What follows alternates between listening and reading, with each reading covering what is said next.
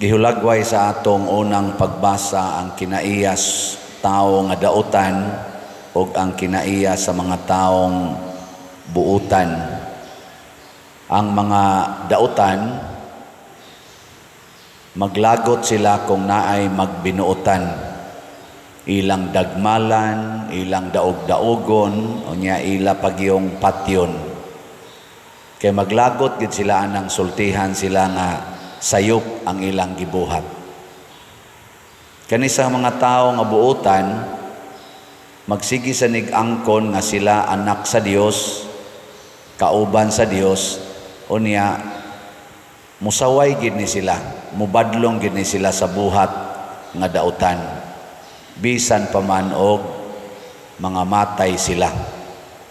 Gilingiyay mong tupad ing na di ka masuko og naay mubadlong nimo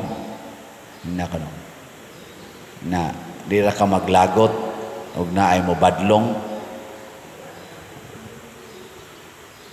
Sa ato karong mga leaders sa simbahan man or sa gobyerno, tan-aw ninyo gyud in general ba kita mga Filipinos in general, kaming mga leaders o kamong mga leaders sa inyong tan-aw, makadawat ra ba nga badlongon ang mga gitawag nato in quotation hiwi nga binuhatan? Ay, kana kay bawo mo.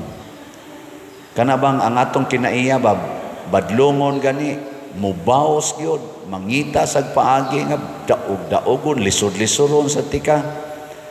Mao nay kinaiya sa mga dautan. Kana bang mubaos gyud, di gyud magpa ila nga daog siya, mangita gyud paaging makabaos. Mo nang subo kay tan-aw no ang atong form of government nato, democratic man kani, parliamentary, mo nang doon natay tulo ka equal offices sa atong gobyerno aron kuno na ay check and balance, na ay executive, na ay legislative, na ay judiciary.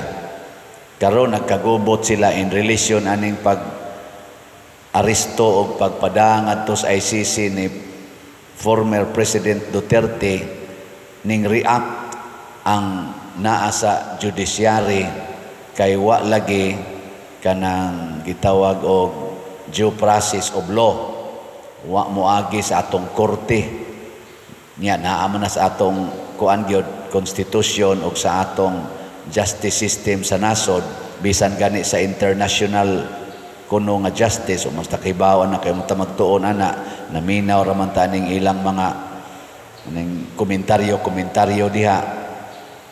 Ila masang gipang cite ang mga provisions nga respetuhan gyud ang justice system sa matag nasod.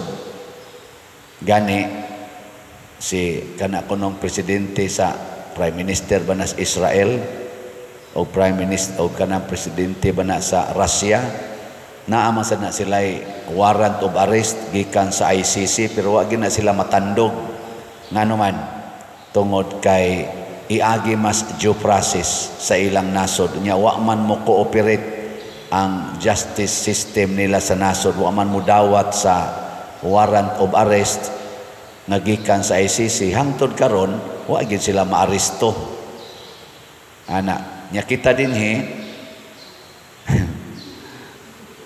wa man ta mo dawat, wa jud ta mo dawat kay ngano man wa may korte nato dinis Pilipinas nga ming dawat o nya ming issue og warrant of arrest ngadto sa atong former President Rodrigo Duterte.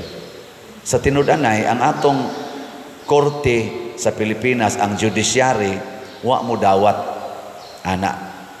Ang ato sang legislative branch ni question ana, mo bitang gahiring na karon nya ang nangulo sa hearing sa legislative sa Senate si Senador Amy Marcos. Ang igsuon ni Presidente Bongbong Marcos nga si Bongbong Marcos mausad ang head sa executive branch. Nya gi-question karon sa Senate, sa legislative branch, gi-question ang validity, ang legality sa katong pag-arrest o pagpadala ni President Duterte ngadto sa prisuhan sa ICC dito sa The Hague, Netherlands. Og nanggawas diha karon sa hearing nga sa mata sa atong balaod sa konstitusyon doon nagyoy paglapas. Nya sa ikaduhang hearing nila gahapon ba to?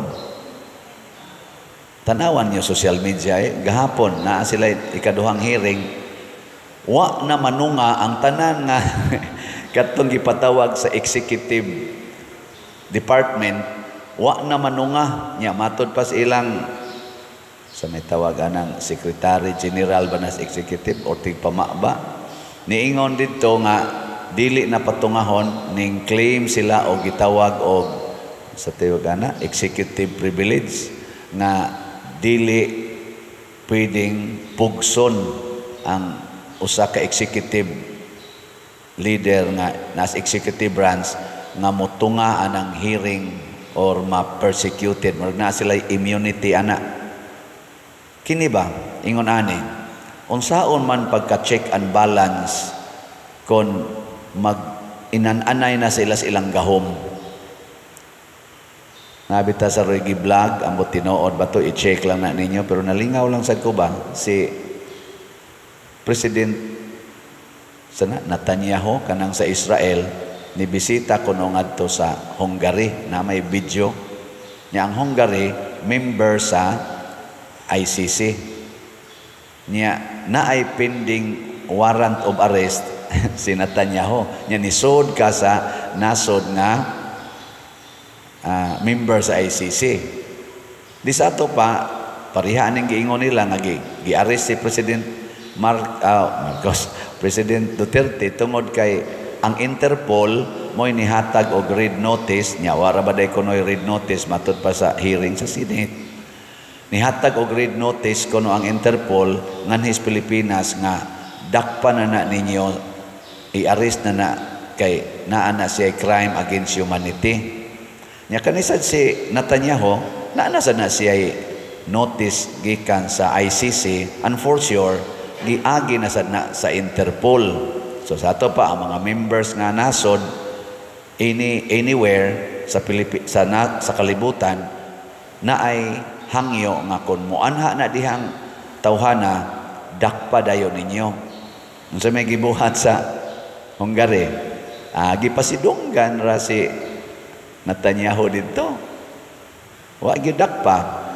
Nganuan, moagi pa man sa ilang legal ilang korte. Nya ni-refuse man ang Hungary na ilang i-implement ang maong arrest warrant. Ang ilabang korte ba ni-refuse. Ilang masanang katungod. Di gyud kuno kapamugos ang ICC.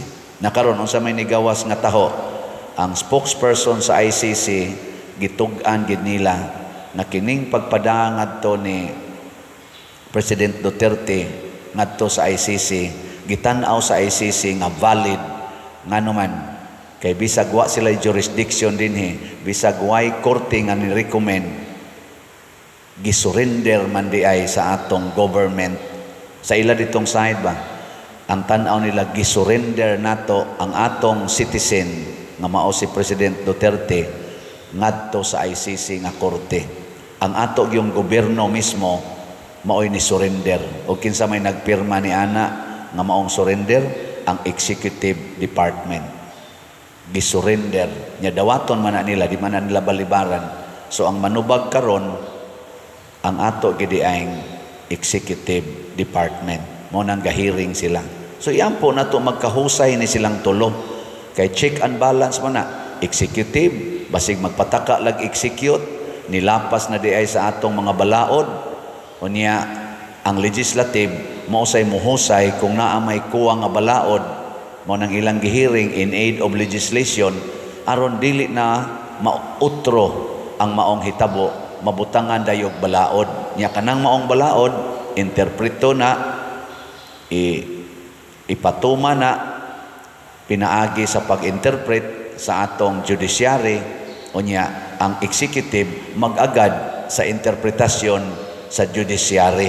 aron ma-properly implemented ang legislated, promulgated nga balaod. Ingon ani kanindot ang atong sistema sa nasod. Pero giyatakan na gani na maong sistema sa pipila ka mga gamhanan kuno maguba ta. Mauna ang mga dautan. Muguba og balaod para sa public welfare. Unya masuko pagyod kung badlongon. Kusog kay sila moingon og fake news. Fake news. Gani gipang contempt na tong uban, gipang supinahan ng uban nga mga gitawag og mga fake news vloggers. Ana.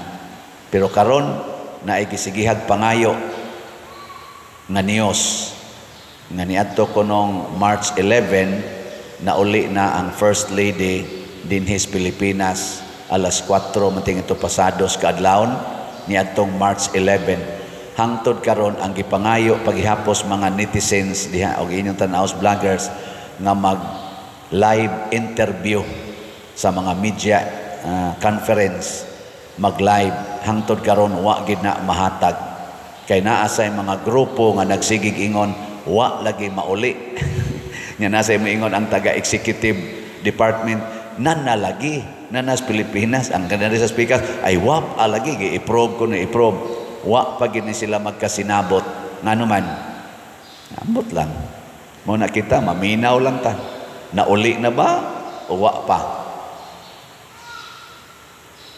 pang bata ni tubag pa nauli na wa pa ambot lang atong huwaton og ang kuana na ang pruiba ana live interview sa media nga patambungan dili lang sa kanang mga pro-administration nga media kung dili hangtod sad sa mga dili biased nga media kana bang way gidapigan aron klaro ang paghatag og informasyon kani gamay ra kay ni siya nga gamay o dako ba ni kay na-related man ni atong kamatayon sa usas atong mga Filipinos nga namatay dito sa US na sensationalize kay na dungan-dungan gid na pagka dakop sad pag-aresto ni President Duterte katong namatay sa dito sa US o kani karong kontrobersiya na ay fake news na asay tinuod nga news karon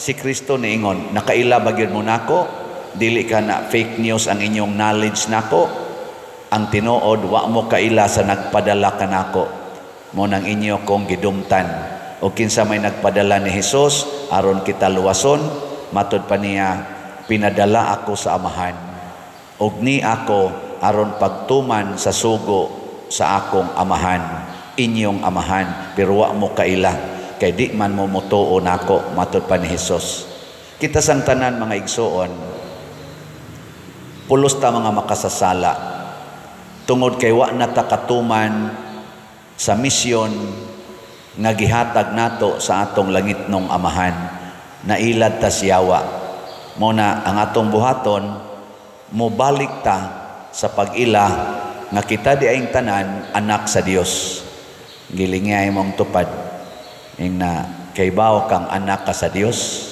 ing na kuno na kaybaw ka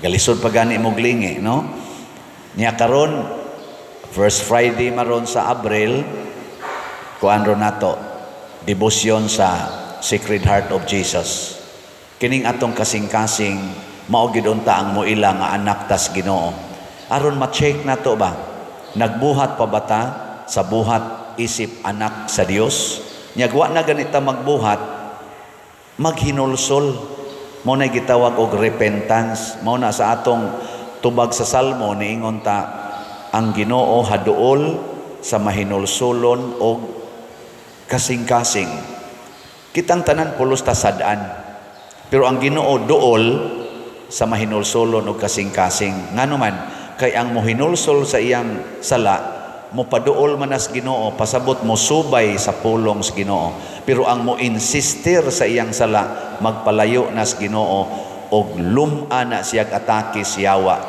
mo nang naa na siya daghang kasakit daghang mga sakit og kasakit hangtod gina siya mamatay Tanawa, kinsa may mas malipayon og naong? Kinsa man? Ang Team Duterte o Team Marcos? Ay lagtubag. Analyze lang, matanaw-tanawa. Kinsa may malipayon nilag mga naong? Kinsa may aligri nila kung mag-rally na ni sila, magnamaron, ang kumpanya man sila?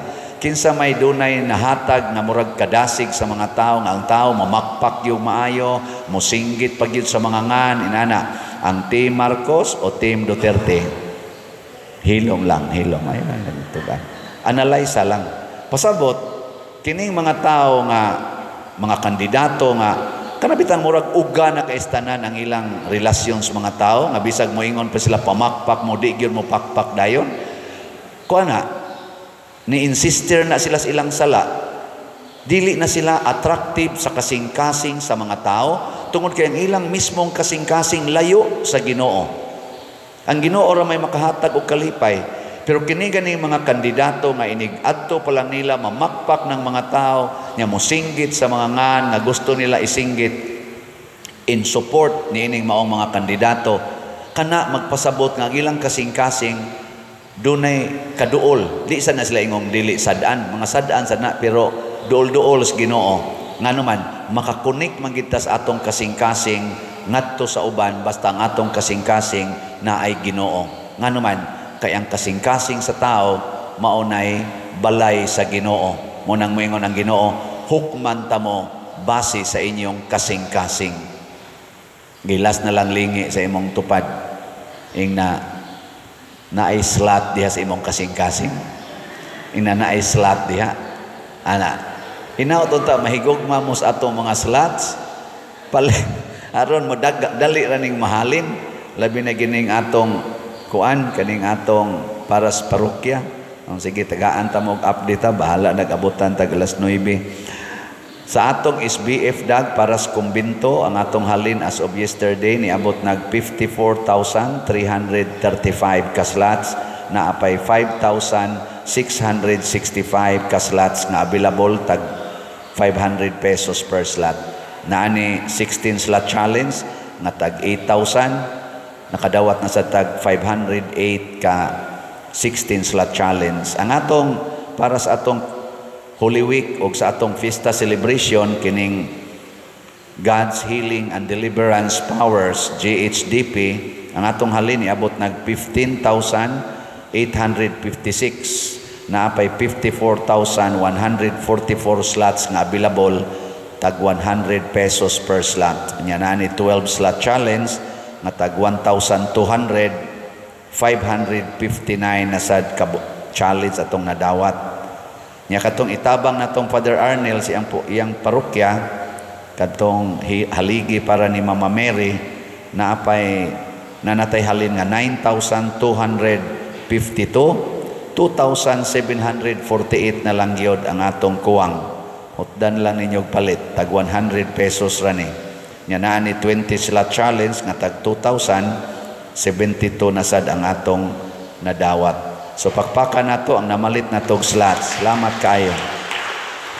Kani namalit og slot, ang kasing-kasing ani nila na ay Ginoo. Mahinulsolon ang ilang kasing-kasing. Ang ilang kadaw, ilan ang gibuntog aron makapaambit sila ngan hinato sa simbahan, ug maghatag sad ni kalipay sa simbahan ug sa mga tao nga makatagamtam niining atong gipang himo karon. So hinaut unta iampo nato ato mga leaders na sa executive, na sa legislative, ug naa sa judiciary, nga mga dagko gini sila, mga inilan ning mga tao ato ning gibutaran kadaghanan nila.